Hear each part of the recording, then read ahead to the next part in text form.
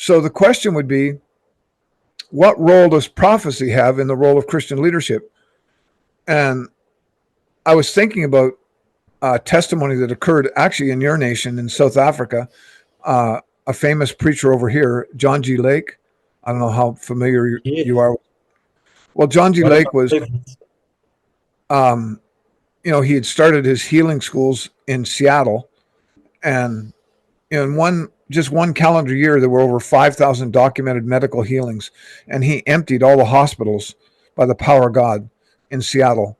And but anyway, I'm going to give the biblical account, and I'm going to give John G. Lake's testimony. So there's a story where Elisha was discipling a young prophetic guy named Gehazi, and actually Gehazi's life story is pretty interesting because, anyway, I'm not going to go down that rabbit trail for a minute, but anyway, Naaman the leper had come to Elisha to get healed of leprosy. He said, go dip in the river Jordan 7 times and you'll be cleansed and healed. So he does it. And then he tries to give him silver and gold and fancy clothing, lots of Ralph Lauren shirts and Gucci stuff. But Elisha said, it's not a time to take up an offering. So Gehazi saw all the riches and he went, So he waited until he was out of the presence of Elisha. So he thought Elisha couldn't see him.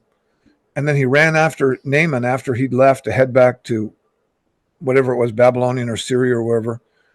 And he said, a couple prophets showed up right after you left. And Elisha sent me, he lied, to take a couple talents of gold and a couple changes of clothes. So Naaman said, here, take a whole horse full, whatever your mule will carry, and gave him a whole pile of riches and stuff. So Gehazi came back and he went back to his tent and he dug a hole into the tent and he hid it.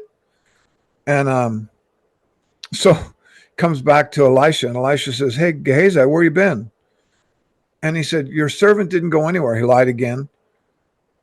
And Elisha said, did not my heart or my spirit go with you when you took the talents and the clothing from Naaman? So here's the point I want to make.